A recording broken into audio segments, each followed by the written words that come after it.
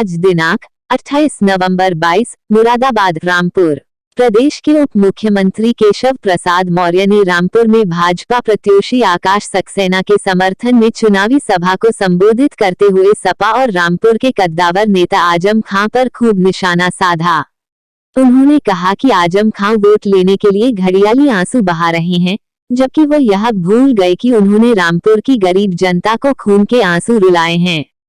उन्होंने कहा कि यह चुनाव आजम खां को सबक सिखाने का चुनाव है, इसलिए 5 दिसंबर को प्रदेश में खुशहाली, शांति, विकास और सुशासन के लिए कमल के फूल का बटन दबाना है। सोमवार को रामपुर आने से पहले उप मुख्यमंत्री केशव प्रसाद मौर्य मुरादाबाद की हवाई पट्टी पर आए। डीएम शैलेंद्र कुमार सिंह ने फूल देकर स्वागत किया। यहाँ राज्य मंत्री बलदेव सिंह औलख, एनएलसी गोपाल अंजान आदि ने डिप्टी सीएम की अगवानी की। श्री मौर्य यहां से रामपुर के लिए प्रस्थान कर गए। उन्होंने भाजपा प्रत्याशी आकाश सक्सेना के समर्थन में जनसभा को संबोधित करते हुए कहा कि आजम खां घड़ियाली आंसू बहा रहे हैं, इससे पहले उन्होंने रामपुर की गरीब जनता को खून के आंसू रुलाए हैं। उन्होंने कहा कि मैंने अखबार में पढ़ा कि आजम खां कह रहे हैं कि आत्महत्या करना हराम है, वरना मैं आत्महत्या कर ले तो। वो बोले कि अभी तो आजम खां पर कई केस चल रहे हैं और उसमें सजा होनी है जिसे उन्हें भुगतना होगा। आजम खां ने हमेशा जहर उगला है, एकता को तहस-नहस किया है और लोगों को लड़ाने का काम किया है। सपा की सरकार में आजम खां रामपुर के मुख्यमंत्री बनकर काम करते थे और इनकी कोशिश होती थी कि कहीं शांति नहीं रहे। सपा सरकार में गरीब कल्याण की योजनाएं कागजों में चलती थी और सारा पैसा हड़प कर लिया जाता था। सपा के दौर में नारे गूंजते थे, जिस गाड़ी में सपा का झंडा, उसमें बैठा है गुंडा, तथा सपा का नारा है खाली प्लाट हमारा है। उन्होंने कहा कि यह चुनाव आजम खां को सबक सिखाने का चुनाव है। केशव प्रसाद मौर्य ने कहा है, मैं याद दिलाने आया हूं कि जनता में हनुमान जी से ज्यादा ताकत है। आपको किसी अपराधी से नहीं लड़ना है, बस कमल का निशान दबाना है। भाजपा की सरकार में गुंडे और अपराधी सीधे रास्ते पर आ जाएंगे और यह सही नहीं होंगे तो अपराधियों को उनकी सही जगह पर भेज दिया जाएगा।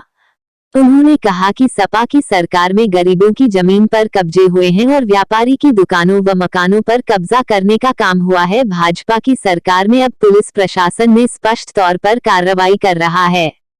बदमाशों और अपराधियों के खिलाफ कार्रवाई हो रही है, अब गुंडा पुलिस से डरता है।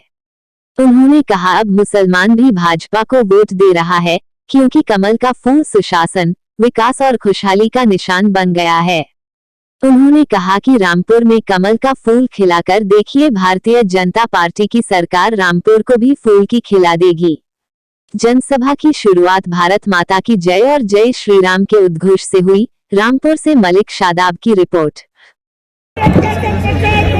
धीरे से काम नहीं चलेगा, जरा दोनों हाथ उठाइए और मेरे साथ बोलिए, भारत माता की, भारत माता की, भारत माता की जय श्री राम, जय श्री राम, जय श्री राम। भारतीय जनता पार्टी के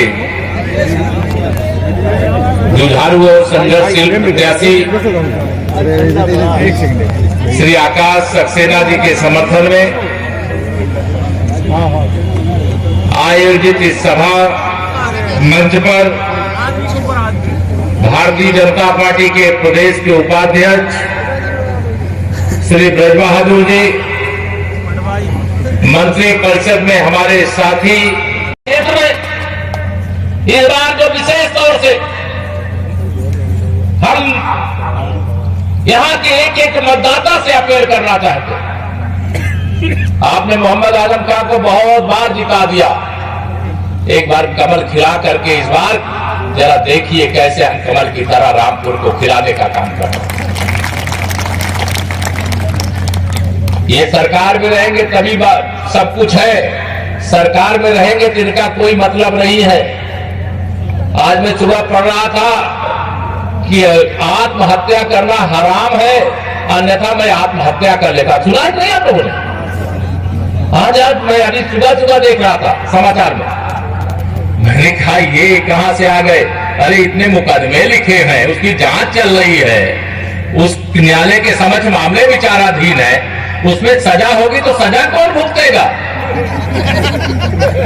इतने मुकदमे कितने गरीबों को परेशान किया है। जितने आंसू आप तो घड़ियाली आंसू बहा रहे हो, लेकिन कितने गरीबों ने, चाहे वो हिंदू हो चाहे मुसलमान हो, आपने उनको खून के आंसू रुलाने का पाप किया है, अपराध किया है, और उसकी सजा इस चुनाव में आपको यहाँ की जनता जरूर देगी। किसी को माफ करने का काम किया, किसी को क्षमा करने का काम किया, किसी का उत्थान करने का काम किया नहीं, सदैव जहर उगलने का काम किया है, सदैव विष भवन करने का काम किया है, समाज की एकता को तहस नहस करने का काम किया है। भारत माता ने मोहम्मद आजम खान को सबक सिखाने का आपके पास अवसर है। अभी आपने उपचुनाव में दिखाया आपकी ताकत हनुमान जी से कम नहीं है, केवल आप ताकत भूल जाते हो। जब ताकत भूल जाते हो, वो ताकत ही याद दिलाने के लिए मैं आया हूं। इस चुनाव में बस एक ही बात कहता हूं, बाकी सब कुछ जाइए भूल। याद रखिए 5 दिसंबर कमल के फूल के बटन को दबाना याद रखिए। किसी गुंडे अपराधी की गर्दन दबाने की जरूरत नहीं है, किसी से झगड़ा फसाद करने की जरूरत नहीं है। केवल आपको अपने मताधिकार का प्रयोग करने के लिए अपने घर से निकल करके 5 दिसंबर को मतदान केंद्र पर जाकर के कमल के फूल की बटन दबाना है। ये बड़े बड़े गुंडे अपराधी अपने आप सुधार करके या तो सीधे रास्ते पर आ जाएंगे, अन्यथा गुंडों और अपराधियों की जहां जगह होती है वहां इनको भेज देने का काम किया जाएगा। मैं एक बात आज देख रहा था कि पुलिस प्रशासन जितना निष्पक्ष भारतीय जनता पार्टी के सरकार में काम करता है, तुम्हारा शासनकाल हमें याद है। आप तो दंगा कराने वाले मंत्रियों में से गिने जाते थे। उत्तर प्रदेश में शांति व्यवस्था कहीं बनी न रहे, इसके लिए कोशिश करते थे। लोगों को आपस में लड़ाने का काम करते थे, गरीबों का हक लूटने का काम करते थे। इनके साथ कोई अधिकारी, कोई कर्मचारी सरकार में चाहे मंत्री रहे हो और चाहे यहां सांसद विधायक रहे हो, इनके साथ कोई रहना पसंद नहीं करता। मुझे तो आश्चर्य है, माननीय नरेंद्र मोदी जी और आदरणीय योगी जी के नेतृत्व में सबका साथ, सबका विकास, सबको सम्मान, सबको आसान देने वाली भारतीय जनता पार्टी से हमारे